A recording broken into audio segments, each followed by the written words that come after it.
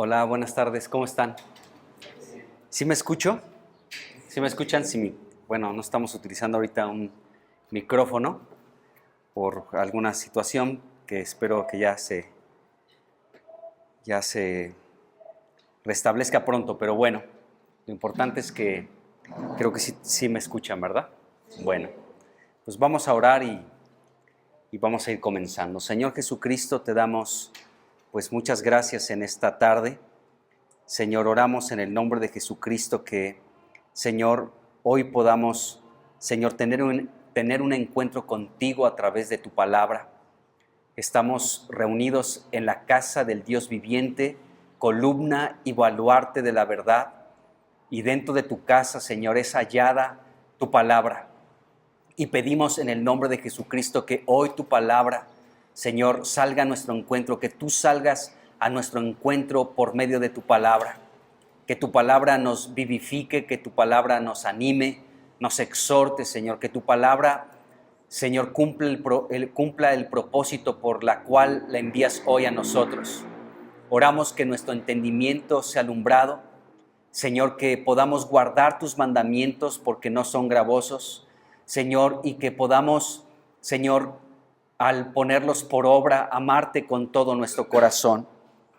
En el nombre de Jesucristo bendecimos tu nombre y ponemos este tiempo delante de ti. Oramos que podamos ser bendecidos con la exposición de tu palabra, que nuestro corazón se expanda, Señor, que nuestro corazón, Señor, se avive por medio de tu palabra. Ayúdanos en esta tarde, Señor, te lo rogamos. Gracias por la oportunidad de permitirnos reunirnos, Señor, en tu nombre, en el nombre de Jesucristo. Amén. Bueno, pues vamos a Segunda de Crónicas. Estamos aquí en el capítulo todavía 34. Estamos prácticamente finalizando este capítulo. Y hemos hablado, lo último que estuvimos viendo es cómo el rey Josías pues hizo un pacto con Dios y pues en esto involucró a todo el pueblo para que ellos también pudieran guardar los mandamientos de Dios. Y al guardar los mandamientos de Dios, entonces cumplimos el primer y gran mandamiento. El rey Josías fue un hombre, como muchos hombres en toda la historia y aún en nuestros tiempos, que aman al Señor de esta manera, con todo el corazón, con toda el alma, con toda la mente y con todas sus fuerzas. ¿En dónde radica este amor tan profundo por el Señor, que no está lejos de nuestro alcance? Consiste en guardar sus mandamientos.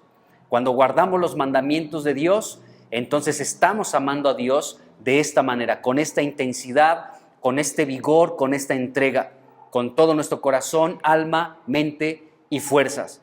Pero el rey Josías no solamente quería él amar de manera personal a Dios de esta manera, sino que obligó, dice el versículo 32, y el versículo 33 dice que hizo que todos, guardaran los mandamientos de Dios, que todos pudieran vivir conforme a los mandamientos de Dios. Entonces, el rey Josías ordenó, ¿sí? Es decir, obligó o insistió que todo el pueblo pudiera vivir de esta manera. Y hemos hablado de esto, cómo Dios nos obliga, es decir, cómo Dios es alguien insistente, alguien que nos repite, que reitera las cosas para que guardemos su palabra, sus mandamientos. De hecho, esta palabra obligar, hemos dicho que también significa importunar, ¿de acuerdo? Entonces Dios en muchos momentos también actúa de esta manera, nos importuna es decir, nos molesta, nos insiste para que nosotros podamos alinearnos a su corazón, a sus mandamientos. Y hemos hablado de todo esto. Así que, pues, vamos a ir aquí a este capítulo 34 de Segunda de Crónicas y nos dice el versículo 33. Dice, y quitó Josías todas las abominaciones de toda la tierra de los hijos de Israel e hizo que todos los que se hallaban en Israel sirvieran a Jehová su Dios. Y la última parte que es de lo que quiero comenzar a hablar ahorita, dice, no se apartaron de en pos de Jehová, el Dios de sus padres, todo el tiempo que él vivió. Esta última frase, pues nos habla mucho de lo que fue este hombre, este rey Josías. Mientras que él estuvo vivo, nos dice aquí la Escritura, bueno, todo el pueblo de Israel sirvieron a Dios y todo el pueblo de Dios no se apartó de Dios, sino siguieron los caminos de Dios mientras este hombre vivió. Pero podemos seguir leyendo más adelante los últimos capítulos de Crónicas y nos vamos a dar cuenta que Josías fue el último rey en Judá, en Jerusalén, que vivió de esta manera. Los últimos reyes, ya que fueron establecidos en Jerusalén, ya no vivieron conforme al corazón de Dios. Y de hecho vamos a hablar de ellos terminando de hablar del rey Josías, porque algunos de ellos están dentro de la descendencia que dio lugar a Jesucristo. Y muchos de ellos, bueno, ya los últimos reyes que se levantaron en el trono de Judá, no vivieron conforme a lo que es agradable delante de los ojos de Dios. Todo lo contrario, se desviaron de los caminos de Dios, anduvieron en sus propios pecados, corrompieron nuevamente a todo el pueblo de Dios.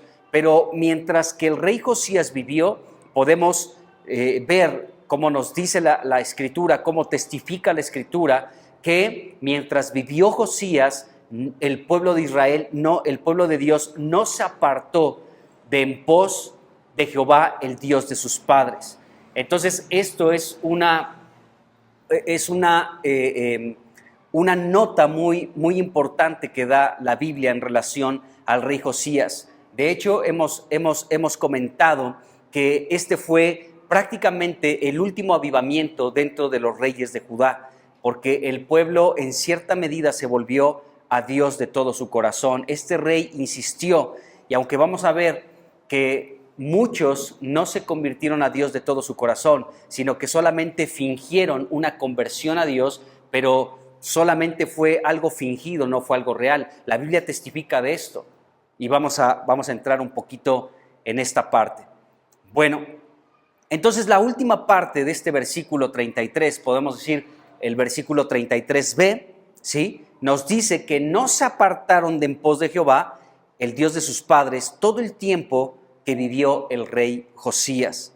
Bueno, esto nos remite y nos hace recordar los 450 años en los que Dios, antes de establecer reyes en su pueblo, pues levantó jueces. Los jueces gobernaban al pueblo de Dios antes de que fuera elegido un rey sobre la nación de Israel. Pues Dios por 450 años levantó a jueces que los gobernaran, que los dirigieran en los caminos de Dios. Pero es interesante que cuando el pueblo de Dios, el pueblo de Israel, se alejaba de Dios, entonces ellos comenzaban a servir a dioses extraños, a dioses que no son Dios. Entonces Dios entregaba a su propio pueblo, al pueblo de Israel, lo entregaba en manos de pueblos enemigos para afligirlos y oprimirlos, para que ellos nuevamente se convirtieran y buscaran a Dios. Y entonces Dios, en su misericordia, levantaba un juez.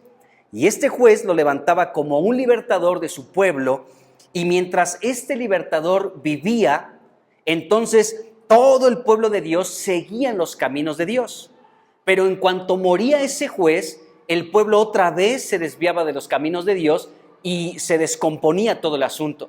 Entonces Dios otra vez levantaba pueblos adversarios que los oprimieran y por muchos años los oprimían. Entonces Dios otra vez, al escuchar el clamor de su pueblo, les levantaba otro juez, otro libertador, y mientras este libertador era lleno del Espíritu Santo y podía librarlos de aquellos pueblos enemigos, entonces el pueblo de Dios servía a Dios y andaba conforme a los caminos de Dios. Pero nuevamente moría este juez y otra vez se repetía este círculo vicioso, que el pueblo otra vez hacía lo malo delante de los ojos de Dios. Dios levantaba a un juez, servían a Dios, moría el juez y nuevamente. Así fue el tiempo de los jueces, 450 años. Podemos ver rápidamente un ejemplo para que veamos cómo era así, cómo era esto. Vamos rápidamente allá, Jueces capítulo 3, y vamos a leer nada más unos versículos para que nos demos cuenta cómo era este asunto. Dice aquí, Jueces capítulo 3, dice el versículo, vamos a leer desde el 5. Jueces 3:5 dice: así los hijos de Israel habitaban entre los cananeos, heteos, amorreos, fereceos, jebuseos, heveos y jebuseos. Dice, y tomaron de sus hijas por mujeres, y dieron sus hijas a los hijos de ellos, y sirvieron a sus dioses. Y luego el 7 dice, hicieron pues los hijos de Israel lo malo ante los ojos de Jehová, y olvidaron a Jehová su Dios, y sirvieron a los Baales y a las imágenes de acera. Dice, y la ira de Jehová se encendió contra Israel, y los vendió en manos de Cusán Rizatim, rey de Mesopotamia, y sirvieron los hijos de Israel a Cusán Rizataim 8 años, dice aquí. Dice, entonces clamaron los hijos de Israel a Jehová, y Jehová levantó un libertador a los hijos de Israel y los libró. Esto es, a Otoniel, hijo de Cenaz, hermano menor de Caleb. Dice, y el espíritu de Jehová vino sobre él, y juzgó a Israel, y salió a batalla, y Jehová entregó en su mano a Cusán Rizataim, rey de Siria, y prevaleció su mano contra este rey. Dice, y reposó la tierra 40 años, y murió Otoniel, hijo de Cenaz. Entonces vemos aquí, el pueblo comenzó a adorar a otros dioses. Dios levantó un pueblo enemigo que los oprimió por muchos años, pero después que clamaron a Dios, Dios levantó un libertador, lo llenó de su Espíritu Santo, y entonces Dios entregó a ese pueblo enemigo en manos de este libertador, ¿de acuerdo? Y bueno, Dios dice que dio reposo en la tierra por 40 años, ¡qué bendición! Este fue el tiempo en el que vivió todavía este libertador Otoniel. Y luego dice el versículo 12, volvieron los hijos de Israel a hacer lo malo ante los ojos de Jehová, y Jehová fortaleció a Eglón, rey de Moab, contra Israel, por cuanto habían hecho lo malo ante los ojos de Jehová. ¿De acuerdo? Entonces, y bueno, dice, ahí sigue hablando este asunto, pero podemos ver cómo este círculo se repetía constantemente. Dice el capítulo 4, versículo 1.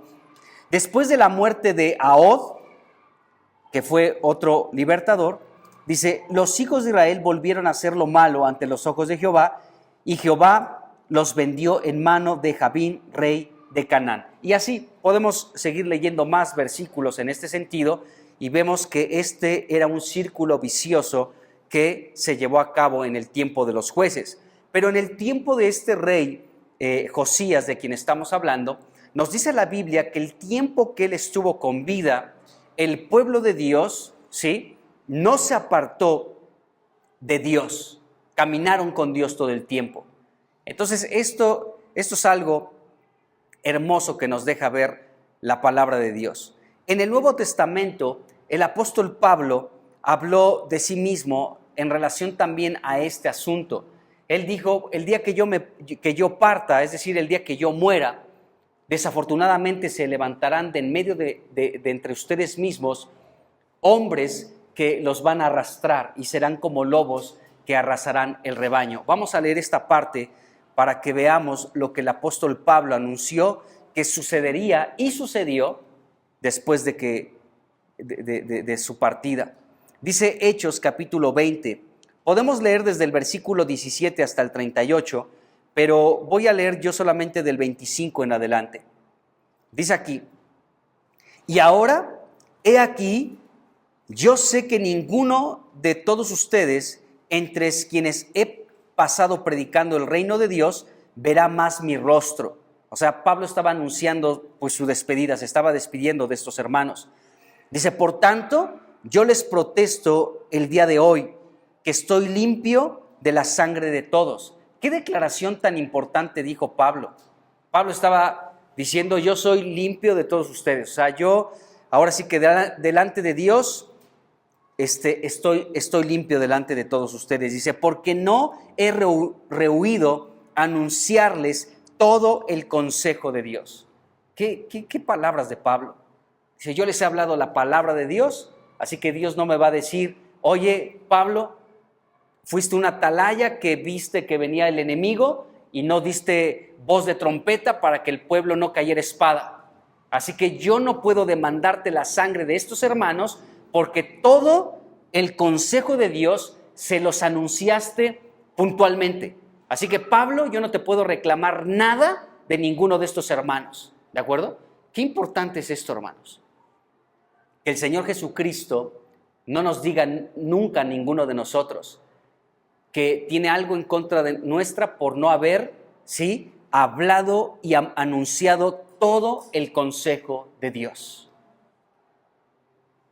Bueno, entonces Pablo fue un verdadero atalaya, fue un verdadero vigilante.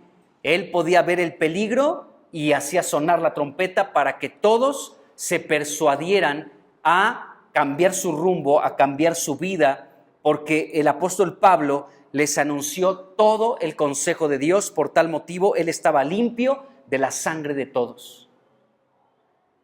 Bueno, dice el 28, por tanto, miren por ustedes y por todo el rebaño en que el Espíritu Santo les ha puesto por obispos, para apacentar la grey del Señor, la cual él ganó por su propia sangre. Y dice aquí el 29, es de lo que quiero resaltar. Dice, porque yo sé que después de mi partida, es decir, de mi muerte, entrarán en medio de ustedes lobos rapaces que no perdonarán al rebaño. Versículo 30. Y de ustedes mismos se levantarán hombres que hablen cosas perversas para arrastrar tras sí a los discípulos. Entonces, fíjense cómo el apóstol Pablo está anunciando que después de su muerte podía suceder esto, que se levantaran hombres, ¿sí?, perversos, que iban a hablar cosas perversas y con esta habladuría iban a poder tener el poder de arrastrar a muchas personas. Estos hombres serían lobos rapaces que no perdonarían el rebaño. Dice el 31, por tanto, velen y acuérdense que por 3 años de noche y de día no he cesado de amonestar con lágrimas a cada uno. El apóstol Pablo se encargaba de amonestar y dice aquí que por 3 años de noche y de día a esta comunidad de la que se estaba despidiendo, los de Mileto, por 3 años de noche y de día los amonestaba. ¿De acuerdo? Y aún con lágrimas, dice aquí la Escritura. Entonces, Pablo llevó a cabo esto. Dice, y ahora, hermanos, los encomiendo a Dios y a la palabra de su gracia, que tiene poder para sobreedificarlos y darles herencia con todos los santificados. Y bueno, podemos seguir aquí leyendo. Pero Pablo decía, en cuanto yo parta de en medio de ustedes, se van a levantar de en medio de ustedes mismos lobos rapaces que no van a perdonar el rebaño. ¿De acuerdo? Entonces, podemos ver, ¿qué vemos en estos versículos? Bueno, que después de la partida de un hombre de Dios como lo es el apóstol Pablo, se iban a levantar hombres con características como las que él está nombrando aquí. Lobos rapaces, hombres que hablarían cosas perversas para arrastrar a la iglesia, a los discípulos. Entonces, aquí podemos ver algo importante, hermanos, que mientras nosotros estemos con vida, qué importante es que podamos ser una influencia positiva para que otros sigan fieles al Señor. O sea, nuestra vida es importante, hermanos. Nuestro testimonio es importante. Que mientras nosotros podamos mantenernos fieles al Señor, mientras nosotros amemos al Señor con nuestro corazón, nuestra alma, nuestra mente, con todas nuestras fuerzas, que mientras nosotros sirvamos al Señor, que mientras nosotros seamos fieles y leales al Señor, mientras nosotros estemos amando al Señor y amando su palabra, que podamos nosotros levantarnos como una influencia positiva, aún para las siguientes generaciones, que puedan ver en nosotros un testimonio de que se puede servir a Dios de esta manera y amar a Dios de esta manera, con todo el corazón. Entonces, el rey Josías, así como muchos hombres, mientras que vivieron, fueron un testimonio para que otros pudieran seguir sus mismos pasos. El apóstol Pablo, no de manera jactanciosa, podía decir: imítenme a mí, como yo imito a Cristo. Y el apóstol Pablo aún llegaba a decir: yo sé que estoy en un estrecho, estoy a punto de, puedo morir y estar con el Señor, lo cual sería muchísimo mejor, pero por causa de ustedes, por causa de la iglesia, sé que me voy a quedar todavía un poco de tiempo para que ustedes puedan ser fortalecidos en la fe. Entonces, qué importante era que el apóstol Pablo pudiera seguir con vida. Él decía: yo estoy en estrecho, quisiera estar con Cristo, lo cual es mucho mejor, pero el estar todavía con vida es importante y es necesario por causa de todos ustedes. Así que sé que me quedaré todavía por un poco de tiempo. Así que Pablo no es que fuera una persona jactanciosa y que estuviera presumiendo: miren qué importante soy, sino que él tenía, conforme a la medida de fe, él no tenía un más alto concepto de sí mismo, sino el justo que tenía. Y él podía decir esto: imítenme a mí. Él podía decir: es necesario que me quede con vida por provecho de ustedes de la iglesia. A la iglesia de Roma le decía: bueno, oren para que yo pueda asistir con ustedes, y cuando llegue con ustedes les voy a comunicar un don espiritual. No estaba presumiendo Pablo, era una realidad que él podía vivir, amados hermanos. Él estaba viviendo esta realidad. Y entonces hay hombres que tienen mucho peso y son hombres que mientras viven, amados hermanos, tienen una influencia tan fuerte en otros que esos otros no se desvían de los caminos de Dios. La pregunta para ti, para mí, es la siguiente: si nosotros tenemos un testimonio tan fuerte que podemos ser una influencia tan positiva para muchos otros hermanos, que ellos, mientras vivas tú, mientras viva yo, puedan seguir fieles y leales a nuestro Dios todos los días de su vida. No solamente tú y yo, sino que aún podamos transmitir esta estafeta para las siguientes generaciones, que así como nosotros hasta el día de nuestra muerte nos mantuvimos firmes y fieles ante el Señor, así otros vean todo nuestro caminar en el Señor y puedan decir: yo también me voy a mantener firme, leal, amando al Señor todos los días de mi vida, porque testimonio tuve muchos testigos, vi muchos ejemplos, y yo quiero ser un imitador de todos ellos. Entonces, el rey Josías, mientras no murió, mientras él se mantuvo con vida en esta tierra, el pueblo de Dios no se apartó de Dios todo el tiempo que él vivió. Entonces nosotros también, mientras vivamos, podemos ser una influencia muy positiva para que otros sigan fieles al Señor. A través de la historia y hasta el día de hoy, han existido personas que se mantienen fieles al Señor. Y Dios busca eso de ti, de mí. Que seamos gente fiel, gente que le ame, gente que le sirva, gente que esté viva, que dé un buen testimonio. ¿Para qué? Para que otros, viendo nuestra buena conducta, nos imiten y no se aparten de los caminos de Dios. Somos observados por toda la gente, hermanos. Todo el mundo nos observa. Tú como cristiano, todo el mundo te está observando. Todos. Hay gente con la que pues prácticamente no cruzas palabras más que un saludo: hola, buenos días, buenas tardes. Pero es interesante que te conocen. Una persona por ahí en el parque me regaló como una para el sudor, ¿no? Para limpiarme, así como esas de los tenistas que utilizan acá. Y la obtuvo en una carrera, ¿no? Se la regalaron. Dice: pero yo no utilizo esto. Dice: pero se la voy a dar al pastor. Se lo voy a regalar al pastor. Y ya me la regaló. O sea, ¿cómo sabía que yo soy cristiano y que yo soy un pastor? La gente nos observa, la gente sabe de nosotros. O sea, a veces solamente te limitas con ciertas personas, pues a saludarlos, te saludan, saludas y ya, ¿no? Pero qué curioso que la gente observa cuál es nuestra conducta. La gente todo el tiempo nos está viendo. Bueno, pero entre nosotros mismos, amados hermanos, tenemos que estimularnos a esto, a que mientras viva yo, hermano, tú no te apartes de los caminos del Señor. Y mientras vivas tú, hermano, que yo no me aparte de los caminos del Señor.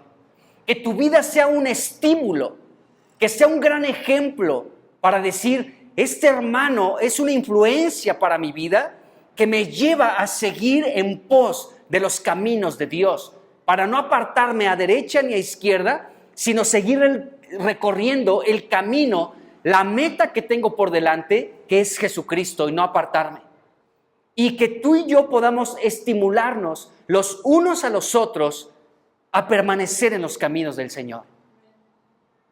Josías fue una persona así, que mientras él vivió, el pueblo de Dios no se apartó de los caminos del Señor. No es algo que nada más esté aquí en la Biblia como algo que, ay, pues qué bonito ha de haber sido eso, ¿no? Que todos podían ver el gran ejemplo de Josías y no se apartaban de los caminos de Dios. No, esto fue algo real, hermanos.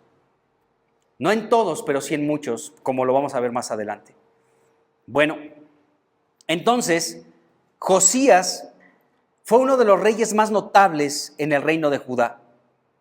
Y se destaca por esto que hemos visto, porque se convirtió a Dios, porque fue conmovido por la palabra, porque desde muy pequeño él buscó a Dios siendo joven. Acuérdense, a los 16 años comenzó a buscar a Dios. A los 20 años mandó limpiar toda la casa de Dios. A los 26 años tuvo un encuentro con Dios. Bueno, en fin, hemos visto todo esto, ¿no? A los 20 años comenzó a limpiar la casa de Dios. A los 16 comenzó a buscar a Dios. En fin, fue un hombre muy notable, fue un rey muy notable, ¿de acuerdo? Amó a Dios con todo su corazón, se convirtió a Dios de todo su corazón, hizo un pacto con Dios, obligó al pueblo a caminar en los caminos del Señor, a servir a Dios.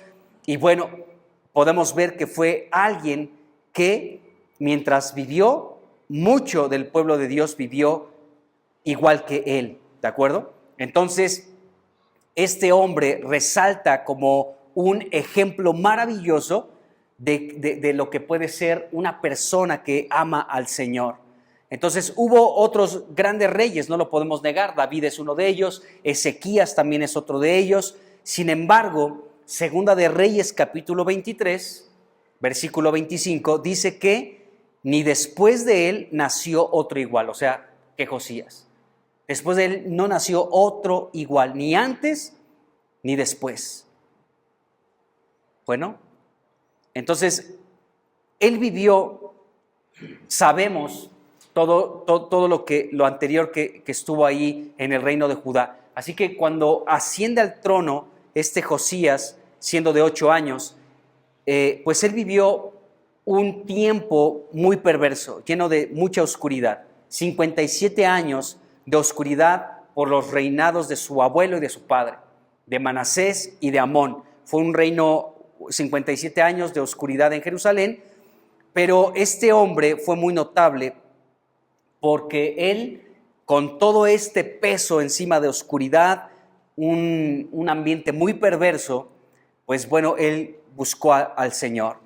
Entonces, aunque este rey podemos ver que se convirtió al Señor y que obligó al pueblo a caminar en el Señor, a guardar sus mandamientos, Dios de todas maneras no detuvo el juicio que vendría.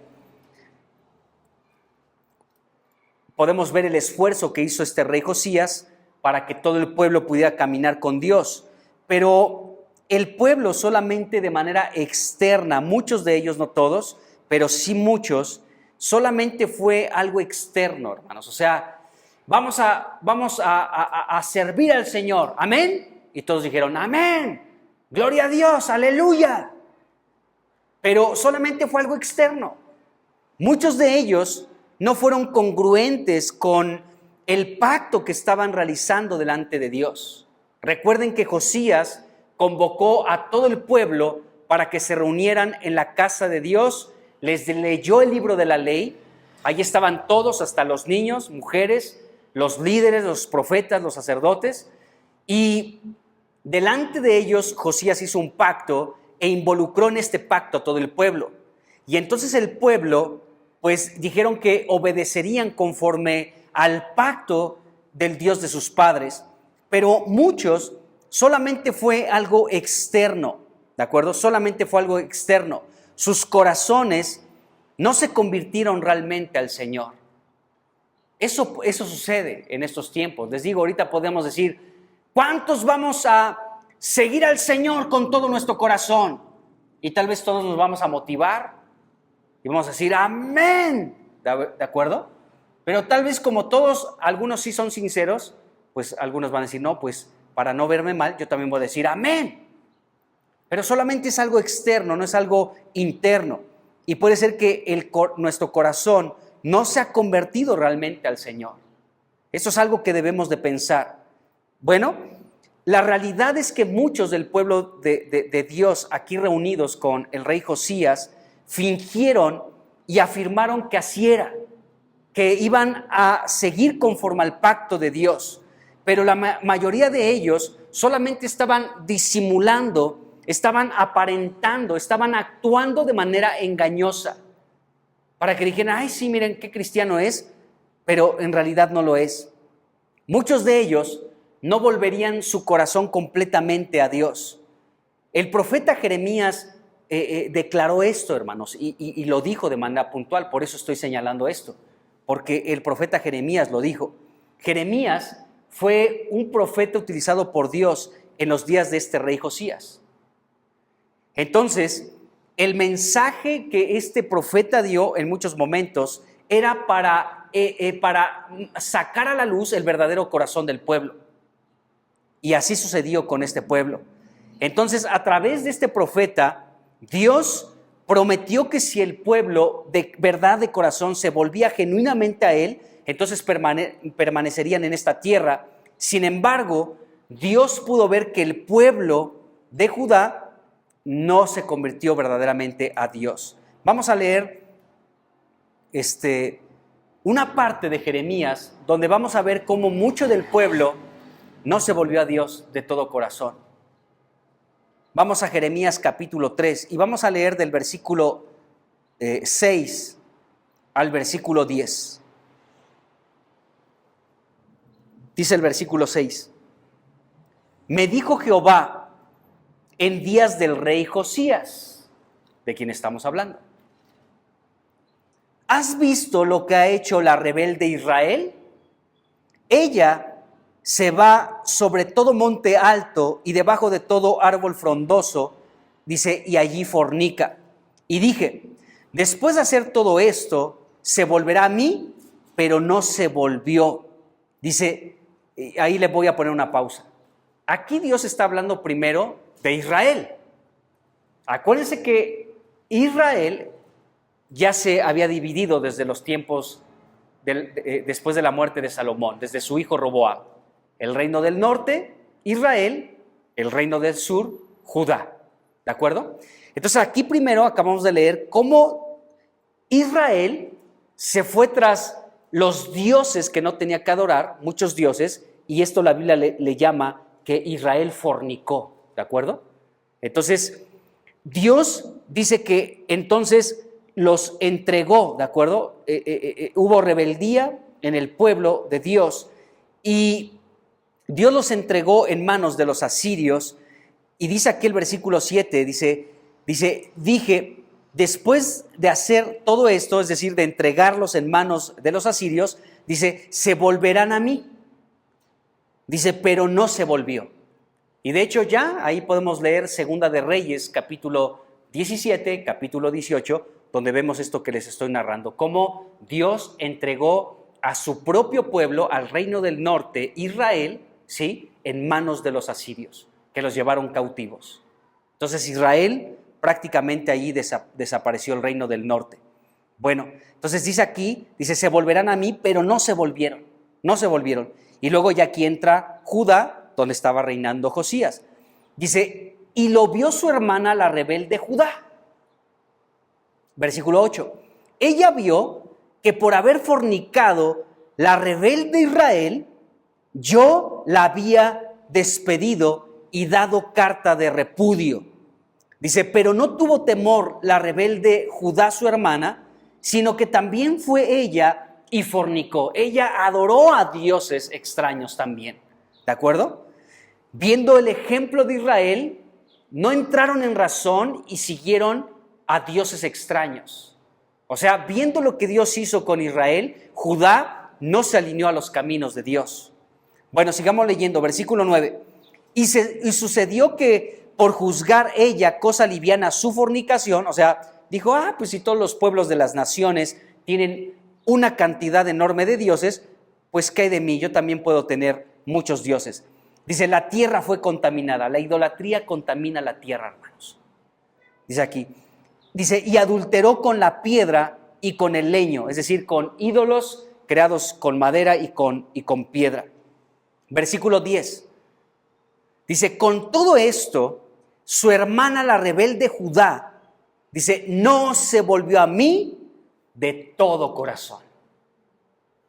Entonces, fíjense cómo el profeta Jeremías revela la realidad de lo que estaba sucediendo aún, pues en los días de Josías. Versículo 6. Dios habló al profeta Jeremías en los días del rey Josías. Y en los días del rey Josías, el rey Josías convocó a todo el pueblo. Ahí estaban los sacerdotes, los levitas, los profetas, los ancianos, los líderes, todo el pueblo, desde el mayor hasta el menor, los niños, las mujeres, y todos hicieron un pacto delante de Dios, diciendo, vamos a guardar sus mandamientos, sus testimonios, sus estatutos, le vamos a servir. Amén, gloria a Dios. Pero Jeremías revela esto, amados hermanos, que la rebelde Judá no se volvió a Dios de todo su corazón. Dice aquí, continúa, dice, sino fingidamente, dice Jehová. Entonces no hubo una conversión sincera de muchos. Algunos sí, pero otros no. Entonces fíjense, hermanos, lo que está sucediendo. Entonces, el corazón de Judá, de la gran mayoría, no se convirtió realmente al Señor. Solamente fue algo externo, solamente dijeron, ¿no? Como aún Isaías dice, este pueblo de labios me honra, pero su corazón está lejos. Jesucristo también lo dijo. Entonces, estos hombres, según lo que estamos leyendo aquí en Jeremías capítulo 3, versículo 10, ¿sí? Ellos estaban fingiendo. Ellos estaban fingiendo, estaban afirmando, ¿de acuerdo?, que se iban a caminar guardando los mandamientos de Dios, pero la mayoría de todo este pueblo estaban disimulando, estaban actuando de manera engañosa, estaban fingiendo, hermanos. Qué horrible es ser alguien que finge, hermanos. Y hay muchos cristianos que fingen ser cristianos, pero no lo son. Eso es una exhortación también para nosotros. Entonces, el corazón de muchos de ellos no se convirtieron a Dios realmente. Estaban fingiendo. No se volvieron a Dios de todo su corazón. Dice aquí el versículo 10, súper interesante. Esto lo podemos poner una nota ahí en Segunda de Crónicas, lo que estamos viendo, ¿sí? Podemos añadir esta nota, Jeremías 3:10. ¿Por qué? Porque el pueblo no se volvió a Dios de todo su corazón. Acuérdense que el rey Josías, él sí se convirtió a Dios de todo su corazón, de toda su alma, de toda su mente y de todas sus fuerzas. Pero él dijo, yo no quiero esto solo para mí. Yo quiero que todo el pueblo, el cual estoy gobernando, quiero que todos juntos caminemos en esta misma dirección, amando al Señor con todo el corazón. Pero Jeremías nos deja ver la realidad de lo que estaba sucediendo con este pueblo, ¿de acuerdo? El pueblo de Judá no se volvió a Dios de todo su corazón. Qué tremendo. Sino estaban fingiendo. Estaban fingiendo. Qué terrible es esto, ¿no? Eso es lo que estaba pasando aquí, amados hermanos. Entonces vemos que qué importante es el hecho de ser congruentes en nuestra vida, de ser verdaderamente cristianos, hermanos. Que verdaderamente seamos del remanente de Dios, que no finjamos ser cristianos, sino que realmente Dios permitamos que toque nuestro corazón y que nuestro corazón se convierta a Él. Dios conoce el corazón de los seres humanos. El profeta Jeremías también dijo que el corazón de los hombres es malo y es perverso. Dice, ¿quién lo conocerá? Pregunta. Dice, Jehová, el que pesa los corazones y los espíritus. Dios conoce la realidad de nuestro corazón, hermanos. Ahorita podemos decir, amo a Dios con todo el corazón, pero Dios está viendo si estamos solamente hablando fingidamente. Dios sabe si realmente le estamos amando con todo el corazón o no. Pero como Dios conoce y pesa los corazones, y tú también conoces tu corazón, ¿quién mejor que tú conoce tu corazón? Dios número uno y tú mismo. Cada uno de nosotros conoce nuestro corazón. Si nuestro corazón vemos que no está recto delante de Dios, podemos ser sinceros con Él. Porque Él lo sabe. Y no fingir delante de Él, sino decirle, Señor, esto lo digo para que, si es el caso de cualquiera de nosotros, lo haga en el lugar secreto. Vayamos ahí con Dios. Dios, tú que pesas los corazones, delante de ti están los corazones de toda la humanidad. Tú conoces mi corazón. Y sabes que mi corazón no está al 100% amándote. Tú lo sabes, pero toca mi corazón. Conmueve mi corazón, enternece mi corazón. Señor, haz algo con este corazón que está duro, que está entenebrecido, que es duro de incredulidad. No creo nada, Señor. Mi corazón es duro, mi corazón vaga, mi corazón está engrosado, mi corazón se inclina a otras cosas. Señor, tú lo sabes todo. Como dijo Pedro, Señor, tú lo sabes todo. Entonces podemos ser sinceros con el Señor y el Señor sabe cómo está nuestro corazón, pero Él quiere escucharlo de nosotros, pedirle ayuda. La Biblia dice, dame, hijo mío, hoy tu corazón y vean tus ojos por mis caminos. Decirle, Señor, te entrego mi corazón. Qué importante es que cada día, hermanos, dentro de nuestra oración al Señor, podamos decirle esto. Señor, te entrego mi corazón. Toma mi corazón, gobierna en mi corazón. Que todos los días, hermanos, podamos decirle al Señor, te entrego mi corazón. Porque tú lo conoces. Entonces, vemos cómo estaba el pueblo de Judá. Estaban haciendo un pacto ahí todos, pero en realidad muchos de los corazones que estaban presentes en la casa de Dios, cuando se les leyó el libro del pacto e hicieron un pacto con Dios, la realidad es que muchos estaban haciendo un pacto solamente de labios para afuera, no de corazón. Estaban hablando, fingiendo una conversión a Dios, pero en realidad no estaba sucediendo eso. Esto pasa mucho en los congresos, porque a veces el ambiente es propicio. La música, el predicador, la propaganda, ¿no? Todos vamos como con ya desde que vas como a un congreso, a un evento así, ya como que tu corazón está predispuesto a algo, sea bueno o sea malo, positivo o negativo. Entonces a veces como que en ese ambiente, en la euforia de un tiempo de alabanza o de la predicación de alguno por ahí que se levante, todos podemos decir, sí, ya esto, vamos a hacerlo, Señor. Pero solamente es por la motivación de ese momento, no de corazón. Los verdaderos avivamientos, el verdadero avivamiento que tú debes de anhelar, debes de encontrarlo en el lugar secreto, tú y el Señor solos, para que después ese avivamiento sea confirmado aquí en la iglesia. Aquí en la iglesia. Entonces, Esto es lo que estaba sucediendo aquí con el pueblo. Entonces vemos esto. Dios pues no iba a desistir de su ira, porque acuérdense que Dios aún a través de la profeta Hulda le dijo, aunque tú no vas a ver nada de este mal, Josías, pero estoy decidido a derramar toda mi ira sobre este pueblo, porque me han dejado, me han abandonado, sirviendo a otros dioses.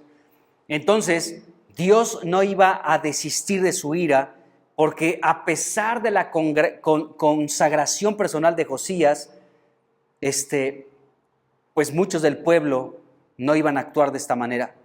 El pueblo de Judá siguió provocando a Dios, adorando a otros dioses, amando el pecado, introduciendo la idolatría, pues no solamente durante el reinado de Manasés y de Amón, sino aún pues en los tiempos del rey Josías. El rey Josías, acuérdense, se encargó de limpiar mucho de toda la contaminación de idolatría que había en todo su reino. Entonces, Josías supo, después de consultar a Dios a través de la profeta Hulda, Josías tenía bien presente, tenía muy claro que Dios no iba a cambiar el designio de traer juicio sobre Judá, ¿de acuerdo? Así que sabía que todas las cosas que él llevara acá, ahí en el reino de Judá, para cambiar al pueblo, pues tal vez no tendrían mucha duración.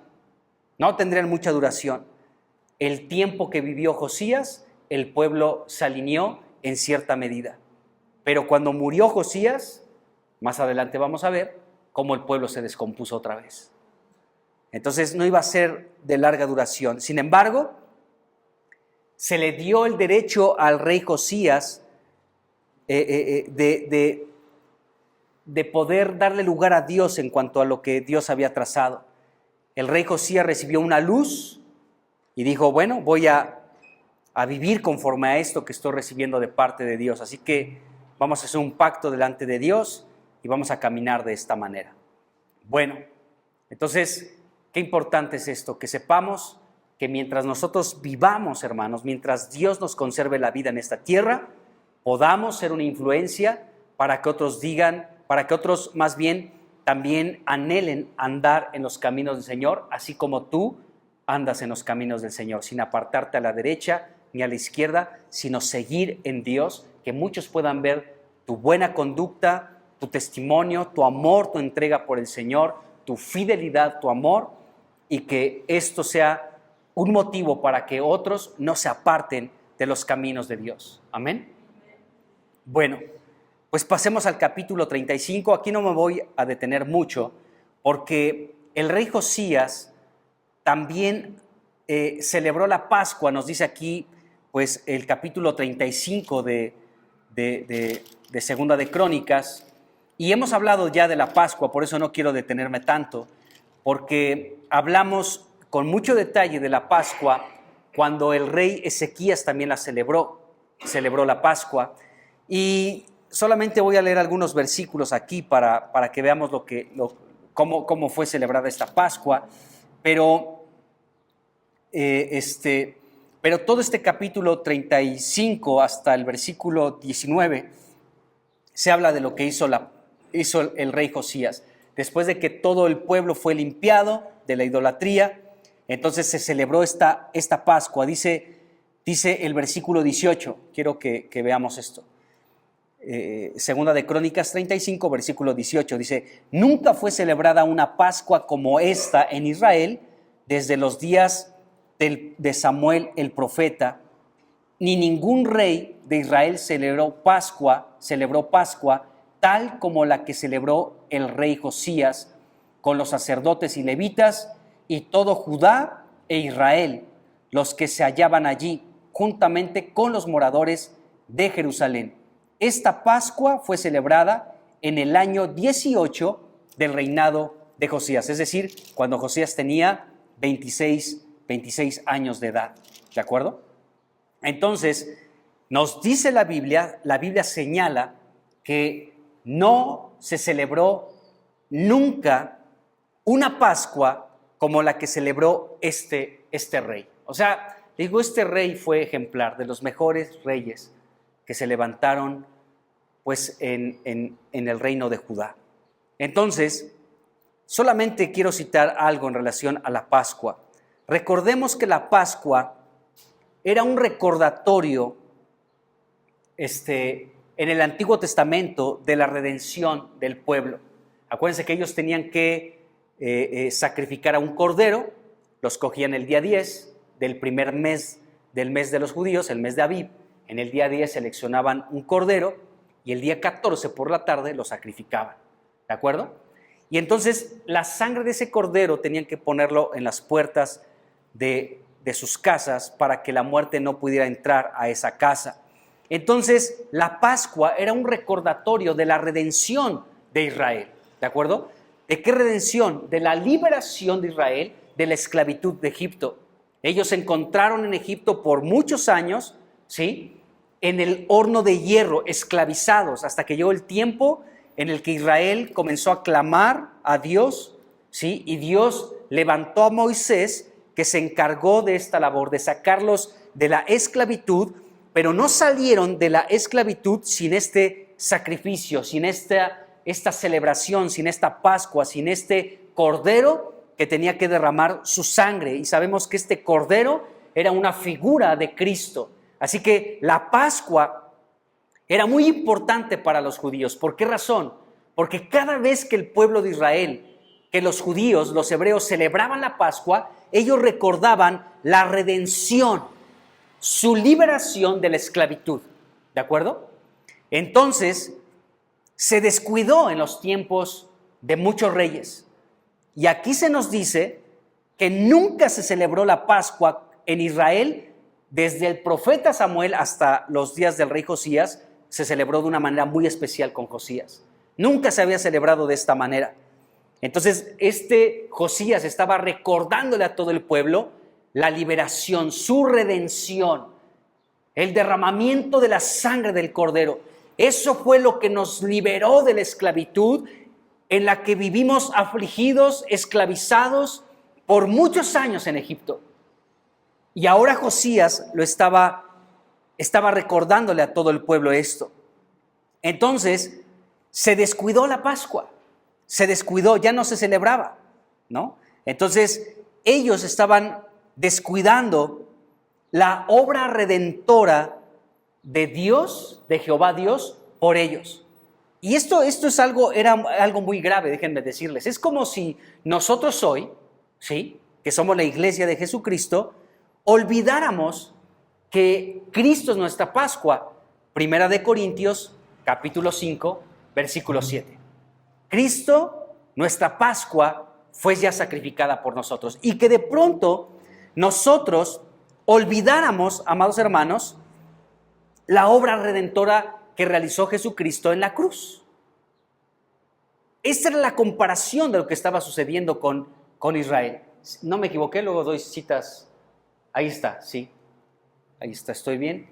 Entonces dice, Cristo, dice, bueno, vamos a leer, dice, límpiense pues de la vieja levadura para que sea nueva masa, sin levadura como son, porque nuestra Pascua, que es Cristo, ya fue sacrificada por nosotros. Entonces, la Pascua que celebraba el pueblo de Israel, esa festividad que Dios ordenó que año con año la celebraran, ¿sí?, le recordaba la redención, la liberación de su esclavitud. Y solamente era un anuncio de la redención con la sangre de Cristo para todos nosotros, ¿de acuerdo? Entonces era muy grave que ellos descuidaran la Pascua. ¿Por qué? Porque ellos, al descuidar la Pascua, estaban menospreciando la obra redentora del Cordero de la Pascua, ¿de acuerdo? Y les decía que es como si nosotros hoy, amados hermanos, nos olvidáramos que Cristo es nuestra Pascua, que ya fue sacrificado por nosotros, y que de pronto nosotros nos olvidáramos de la obra redentora de Jesucristo en la cruz. Es la comparación de lo que estaba sucediendo con Israel, bueno, con Judá en este caso. El olvidarse de la Pascua era algo muy grave, era como un menosprecio hacia Dios. O sea, imagínense nosotros, ¿no?, olvidándonos de que Cristo derramó su sangre en la cruz como el Cordero de la Pascua, como el Cordero Redentor. el Cordero de Dios que quita el pecado del mundo, que nos olvidáramos de esa parte. Entonces era muy grave lo que estaba sucediendo con Judá. Y bueno, entonces aquí vemos el corazón de Josías otra vez. No, Señor, ¿cómo nos vamos a olvidar de algo tan importante? Tú nos has redimido, tú nos has rescatado. ¿Cómo nos vamos a olvidar de esto? Así que se celebró como nunca antes se había celebrado. Este rey Josías tuvo este corazón para celebrar esta festividad que Dios había demandado que se celebrara año con año, y ya habían pasado muchos años sin esta celebración. Entonces, qué importante es esto. La Pascua también nos recuerda cómo ellos tenían que comer, acuérdense, la carne de este cordero, los panes sin levadura y las hierbas amargas, y de esta manera, al comerla de manera presurosa, iban a salir de la esclavitud. Es decir, que cuando nosotros, cuando el pueblo de Israel, y aún nosotros ahorita, cuando nosotros comemos a Cristo como nuestra Pascua, recibimos la fortaleza para salir de la esclavitud. ¿En qué estás tú esclavizado? ¿Qué pecado te esclaviza? Cuando comemos de Cristo como nuestra Pascua, podemos salir a la libertad gloriosa de los hijos de Dios. Podemos experimentar una fortaleza, ¿sí?, por haber comido a Cristo nuestro Cordero, y entonces salimos en libertad de la esclavitud que nos tiene oprimidos, del pecado que nos tiene oprimidos, de aquello que nos tiene esclavizado por muchos años. Comiendo de Cristo experimentamos la libertad. La libertad podemos experimentarla. Jesucristo dijo, al que el Hijo libertare, será verdaderamente libre. Permanezcan en mis palabras. Si permanecen en mí, yo en ustedes, entonces los voy a poder ser libres. Los haré libres. Entonces nosotros podemos ser libres de aquello en lo que estamos esclavizados por muchos años al fortalecernos comiendo la Pascua. Bueno, Josías quería que el pueblo de Israel pudiera ser fortalecido para salir completamente de aquella herencia de 57 años a través de Manasés y de Amón, de oscuridad y de corrupción, de derramamiento de sangre, de brujería y hechicería, de idolatría, de sacrificios a los niños. Necesitaba el pueblo ser fortalecido. ¿Y qué mejor manera que celebrar la Pascua, que les recordaba el fortalecimiento para salir de la esclavitud? Comamos esta Pascua, celebremos la Pascua, los panes sin levadura, las hierbas amargas, para que recibamos un fortalecimiento espiritual por parte de Dios, para salir de toda la porquería que por 57 años hemos venido arrastrando. Este era el corazón de Josías. Y este es el corazón de Dios para nosotros. Que aquellas cosas de oscuridad que están en nuestra vida, aquellas cosas que nos tienen atados por años, podamos experimentar la verdadera libertad, ¿sí?, al comer de Cristo, quien es nuestra Pascua. Entonces Josías tenía este corazón. Qué impresionante hombre, ¿sí o no? Entonces, entre más comamos del Cordero, más libres seremos de las ataduras que tenemos de este mundo. Josías pretendía esto. Necesitamos esta fortaleza para salir ya completamente de toda la suciedad que heredamos por muchos años. Bueno, recordemos también que la Pascua era un juicio sobre los dioses de Egipto. Éxodo 12:12 nos habla de esto. Dios iba a pasar por la tierra de Egipto, hiriendo a los primogénitos de los egipcios, a los primogénitos de los animales, y nos dice la última parte del versículo 12 que Dios ejecutaría juicios sobre los dioses de Egipto, es decir, pues sobre los dioses de Egipto. Dios, ¿cómo tiene un interés de mandar juicios sobre los dioses de este mundo? Recordemos que Egipto representa el mundo y Dios desea enviar también sus juicios sobre los dioses de este mundo. Hay muchos dioses en este mundo. que se están levantando. Hay dioses que se están levantando. Fíjense que sí tenemos que estar como muy atentos a lo que estamos viviendo en nuestro país. O sea, bueno, déjenlo mastico un poquito más y después les platico algunas cosas, pero debemos estar muy atentos a lo que estamos viviendo en nuestro país. El ser gobernados por quien vamos a ser gobernados los próximos 6 años. La Biblia nos habla de estas cosas. Pero bueno, y por ejemplo, este movimiento que se ha levantado en la tierra del feminismo es un Dios. Estaba viendo precisamente hay unas mesas de diálogo en relación a las votaciones de este domingo pasado. Y era una mesa de puras mujeres, hablando de este rollo feminista, ¿no? De decir, pues, o sea, qué padre, ahora quien va a estar al frente de nuestra nación va a ser una mujer. Y no es que haya algo en contra de las mujeres, lo sabemos. La Biblia, lo he dicho muchas ocasiones, la Biblia destaca el papel tan importante que tienen las mujeres. Las mujeres para Dios tienen un papel muy importante, muy importante. Hoy leímos, por ejemplo, en Timoteo, ¿no? Cómo las mujeres servidoras, ¿no? Tienen que ser de un ejemplo, en fin, aún en su porte, sus peinados, sus vestidos, cómo deben de vestirse de buenas obras, dice el apóstol Pablo, ahí le escribe a Timoteo, y da muchas cosas importantes. La mujer siempre ha sido importante en los planes de Dios, no como muchas culturas que maltratan a la mujer. De hecho, en nuestra cultura mexicana, pues están los dos extremos, ¿no? El matriarcado y el patriarcado. O sea, tenemos una Sara García, ¿no? Esa abuelita de Pedro Infante, y tenemos al macho mexicano. O sea, tenemos de dos ahí. Pero el asunto de todo esto, hermanos, es que ese asunto del feminismo es un Dios que se está levantando fuertísimo en el mundo, y Dios ejecutará un juicio en ello. El profeta Isaías, no tengo ahorita el versículo donde Dios, como parte de sus juicios, dice que su pueblo iba a ser gobernado por mujeres.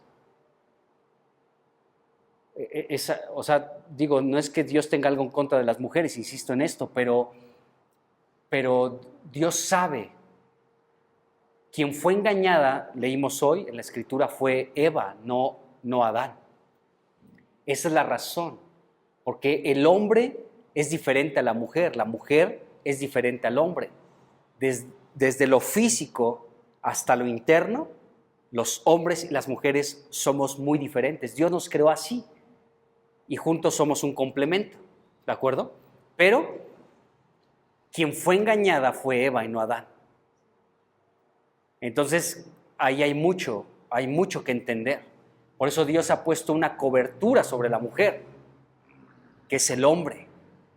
La mujer casada está bajo la cobertura de su esposo. Dice, dice, por causa de los ángeles. ¿Y de qué ángeles se está refiriendo? De los ángeles caídos. Es decir, por causa de los demonios y de los ángeles caídos, Dios ha colocado a la mujer sobre una cobertura que es su esposo. Una mujer que no vive bajo la cobertura de su esposo puede ser presa fácil de los ángeles caídos. Y vienen las ideas, y vienen los pensamientos, y vienen muchas cosas con estos cambios hormonales que experimentan las mujeres constantemente, que aún pueden ser también un instrumento para que Satanás meta pensamientos, sentimientos extraños. Por eso Dios coloca al hombre, ¡hey! No es por ahí, mujer. Y también la mujer al hombre, por supuesto que sí. Pero bueno, entonces hay juicios que vienen, que Dios desata sobre los dioses del mundo. Dios con la Pascua iba a ejecutar un juicio sobre todos los dioses de Egipto. A medida que el pueblo de Dios aprende a comer de Jesucristo y disfruta de Cristo, del Cordero de la Pascua, Dios comienza a enviar juicios sobre los dioses de este mundo. Solamente estoy citando un Dios que se está levantando fuertemente en este mundo, el feminismo. Ese es un Dios que se está levantando. El movimiento LGTB es otro Dios que se está levantando en este mundo. Y hay tantos dioses, hermanos. El dinero es otro Dios. El dinero. Tal es así el dinero un Dios, hermanos. O sea, Jesucristo lo dijo. Hay un Dios que compite contra Jesucristo y es el dinero. Dice, porque amarás a Dios o amarás a las riquezas, pero no puedes servir a Dios, señores. Amarás a uno u otro. No puedes amar a Dios y a las riquezas, porque las riquezas es un oponente en contra de Dios. Y tal es este Dios que Dios va a enviar un juicio contra las riquezas del mundo. ¿Sí saben eso? Apocalipsis, uno de los juicios, es un caballo negro que tiene una balanza.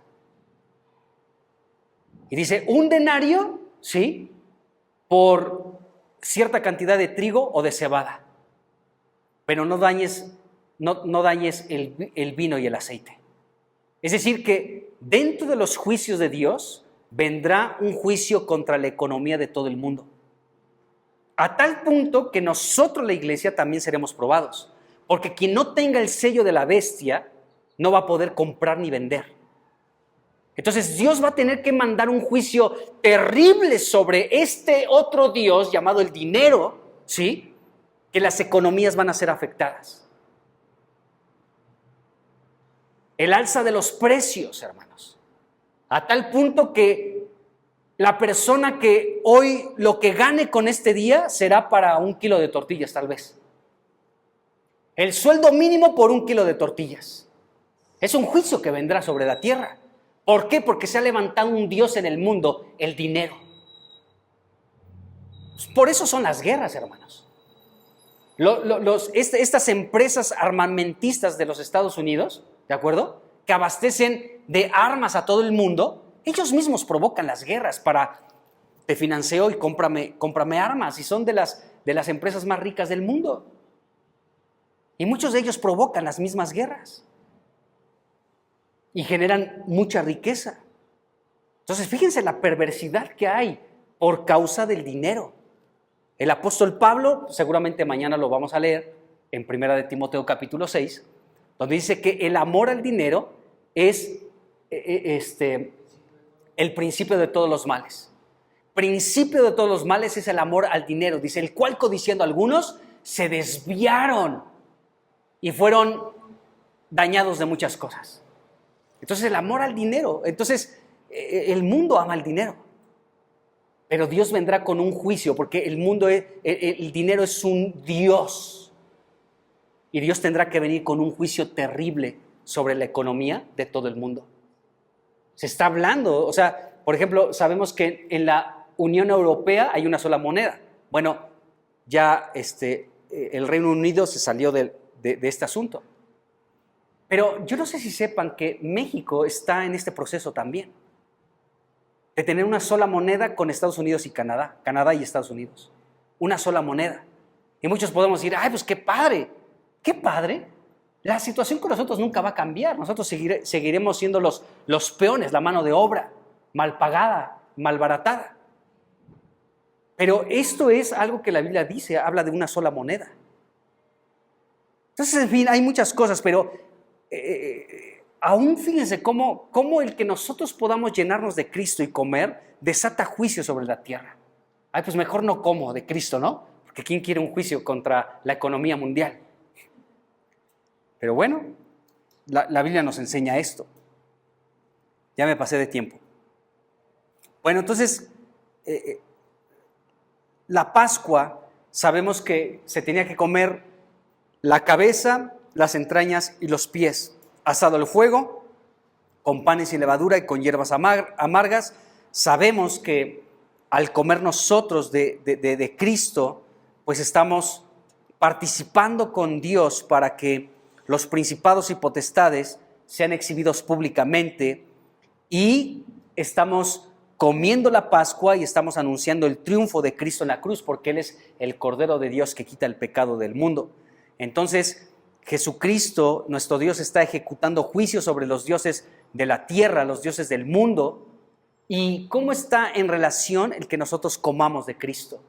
Que comamos su cabeza asada al fuego.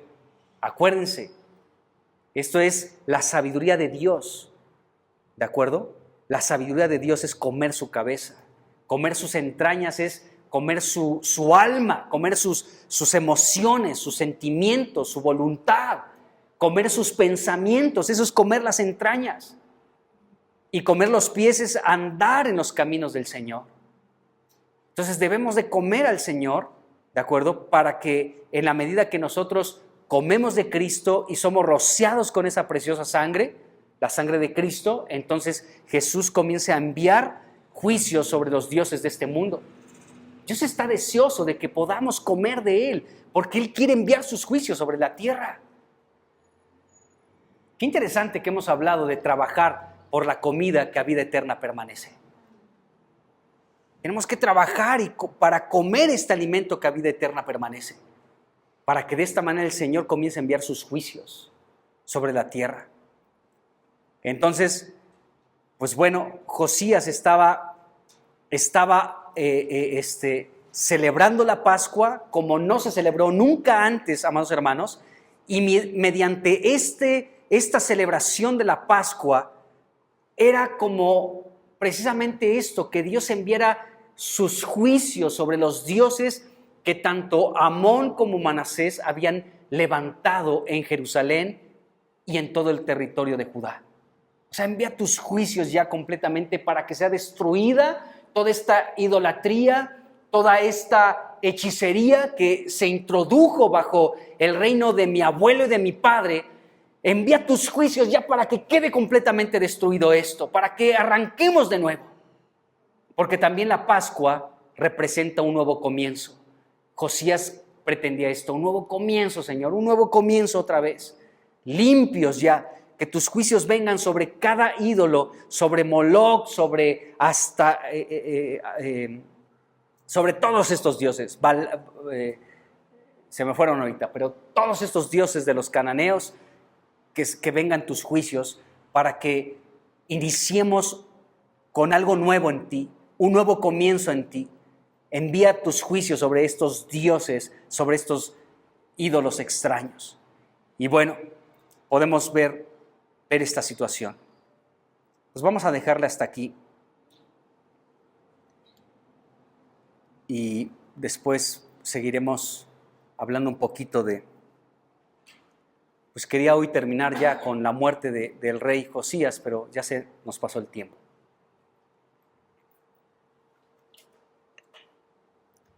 Pues Padre Celestial, te damos muchas gracias. Bendecimos tu nombre en esta tarde, Señor. Y te damos gracias porque, Señor, pues tú nos has dado todo, Señor. Nos has dado tu palabra y la revelación de tu palabra. Nos has dado tu espíritu para caminar conforme a tus mandamientos. Tenemos tu espíritu que nos guía a la verdad, para andar conforme a tu palabra, Señor, para no apartarnos a la derecha ni a la izquierda, y de esta manera amarte con todo nuestro corazón. Señor Jesucristo, oramos en el nombre de Jesús, que nuestro corazón se convierta verdaderamente a ti, Señor. Que toques nuestro corazón, Señor. Que no seamos un pueblo que de labios te honra, pero su corazón está lejos, Señor. Que nuestro corazón no esté engrosado, que nuestro corazón no esté duro, que nuestro corazón no vague, Señor, que nuestro corazón no esté entenebrecido, que no sea duro de incredulidad, que nuestro corazón, Señor, no sea malo ni perverso, sino que nuestro corazón, como al igual que el de Josías, se enternezca, Señor, y sea, Señor, conmovido con tu palabra. ¿Cuánto necesitamos de tu palabra, Señor? ¿Cuánto necesitamos el espíritu y la vida que hay en tu palabra? Tus palabras son palabras de vida eterna, Señor. ¿A quién iremos si solo tú tienes palabras de vida eterna? Y tú has dicho que tus palabras son espíritu y son vida. Necesitamos el espíritu y la vida que contiene tu palabra para que nuestro corazón sea conmovido, Señor. Conmueve el corazón de tu iglesia. Conmueve el corazón de tu iglesia, no solamente en este lugar, sino tu iglesia en Zacatecas y tu iglesia en México. Oramos para que nuestro corazón sea conmovido con la exposición de tus palabras que nos alumbra, Señor. Que nuestro corazón sea tocado por ti, Señor. Toca nuestro corazón, oh Señor. Hermano, levanta tu clamor a Dios y pídele que tu corazón, el corazón de tu familia, el corazón de esta iglesia, el corazón de tus hermanos sea tocado. Señor, toca nuestro corazón. Levantamos nuestro clamor a ti, Señor. Inicia por nosotros, Señor. Inicia por mí. Inicia por nosotros, Señor, tocando nuestro corazón de manera profunda, Señor. En el nombre de Cristo, para volvernos a ti de todo nuestro corazón, Señor. Tócanos con tu palabra, oh Dios del cielo. Tócanos hoy con tu palabra, oh Señor Jesús. No nos dejes, Señor, con un corazón duro. No nos dejes con un corazón incrédulo. No nos dejes con un corazón que vaga. No nos dejes con un corazón malo de incredulidad. Oh Señor, toca nuestro corazón. Tócalo, Señor. Con la exposición de tu palabra, Señor. Con tus palabras que son espíritu y vida. Señor, con tus palabras que son vida eterna. Con tu palabra que es una espada aguda de 2 filos que penetra hasta partir el alma y el espíritu, las coyunturas y los tuétanos, que discierne los pensamientos y las intenciones del corazón. Oh Señor, con la espada del espíritu que es tu palabra, toca nuestro corazón, Señor, para que te amemos con todo el corazón, el alma, la mente y con todas nuestras fuerzas. Para que no sea algo fingido, Señor, sino real en el nombre de Jesús. Toca nuestro corazón, toca el corazón de nuestros hijos, Señor. Aún al que tenga que ser quebrantado, quebrántalo, Señor. Porque tú no detestas, Señor, no aborreces el corazón contrito y humillado, el cual tú nunca rechazarás. Oh, Señor, crea en nosotros un corazón limpio, Señor, un corazón nuevo. Y renueva un espíritu recto dentro de nosotros. Crea en nosotros un corazón limpio, Señor. Crea en nosotros tal vez lo que no existe, Señor. Crea un corazón limpio en nosotros. Señor, si reconocemos delante de ti que nuestro corazón no es limpio, Señor, crea un corazón limpio para ti. Crea un corazón nuevo en nosotros. Oh, Señor. En el nombre de Jesucristo, escribe tu palabra, Señor, no en tablas de piedra, sino en las tablas de nuestro corazón. En el nombre de Jesucristo, haz esta obra, Señor. Te lo rogamos y pedimos. En el nombre de Jesucristo. Aleluya, Jesús. Amén, Jesucristo. Amén, Jesús.